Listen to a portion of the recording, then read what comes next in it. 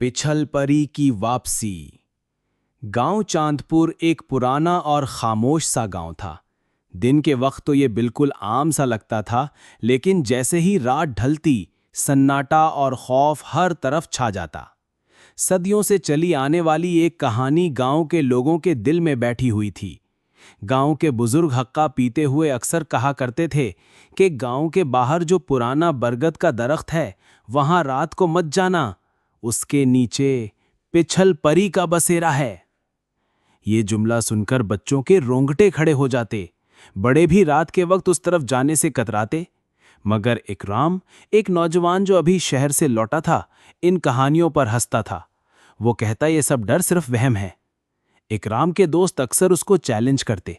एक रात इकराम ने तंग आकर ऐलान कर दिया, आज रात 12 बजे मैं बरगद के दरख्त तक जाऊंगा, देखता हूं कौन सी पिछल परी वहां रहती है। रात के वक्त इकराम ने लालटेन हाथ में पकड़ी और सुनसान रास्ते पर निकल खड़ा हुआ। आसमान पर आधा चांद बादलों के पीछे छुप रहा था। कभी झींगर की आवाज आती, कभी दूर कुत्तों के भौंकने की। रास्ता कच्चा और वीरान था। दिल की धड़कन तेज थी, मगर इकराम बार बार खुद को दिलासा देता कि ये सब वहम है। जब वो बरगद के करीब पहुंचा तो हवा का एक ठंडा झोंका आया। दरख्त की जड़ों के पास अंधेरा ज्यादा गहरा था। इकराम ने लालटेन ऊंची की। लम्हा भर को उसे लगा जैसे वहां कोई बैठी हो। लंबे बाल, झुकी हुई कमर। उसने पलक झपकी तो मंजर गायब था। वो खुद ही हंस पड़ा। सोचा, पागल हो गया हूं, हर साया मुझे औरत लग रहा है। लेकिन फिर सरगोशी सुनाई दी। कोई उसका नाम ले रहा था, इकराम, इकराम। उसने लालटेन घुमाई और देखा, एक औरत सफेद कपड़ों में खड़ी थी, बाल खुले, चेहरा झुका हुआ। वो आहिस्ता आहिस्ता बरगद के गिर्द चक्कर लगा रही थी। इकराम के कदम जमीन में धंसने लगे। उसने हिम्मत करके पूछा, कौन हो तुम? औरत ने सर उठाया। चेहरा धुंधला, मगर आंखें सुर्ख अंगारों की तरह जल रही थीं।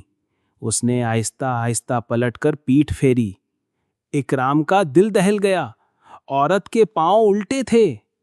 इकराम बेख्तियार चीखा और भाग निकला, मगर जितना वो भागता उतना लगता कि औरत करीब आ रही है। उसके पीछे से हंसी की आवाज गूंजी, सांस रोक, तभी बच सकता है। इकराम ने डर के मारे वाकई सांस रोक लिया। अजीब बात यह थी कि औरत के कदमों की छाप फौरन रुक गई। वो कुछ लम्हे बिल्कुल खामोश खड़ा रहा, लेकिन जैसे ही उसने दोबारा सांस ली, औरत की चाप एक बार फिर सुनाई दी, और इस बार पहले से ज्यादा करीब। इकराम के जहन में एक ही ख्याल आया कि शायद ये सिर्फ सांस रोकने से रुकती है। उसने हिम्मत की और सांस रोके दौड़ने लगा। अंधेरों में रास्ता बदलता जा रहा था। कभी लगता वो गांव के करीब है, कभी लगता किसी अजनबी जगह आ गया है। आखिरकार उसकी सांस टूट गई। जैसे ही वो हाँफते हुए सांस लेने लगा, औरत बिल्कुल सामने खड़ी थी। उसके चेहरे पर अब एक खौफनाक मुस्कुराहट थी। उसने धीमी आवाज में कहा, बहुत अच्छा खेला तुमने, लेकिन अब खेल खत्म।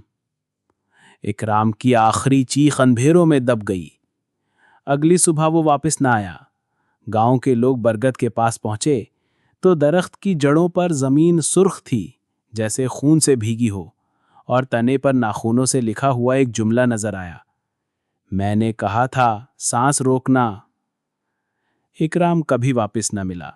कुछ लोगों ने कहा वो मर गया, कुछ ने कहा पिछल परी ने उसे अपना साथी बना लिया।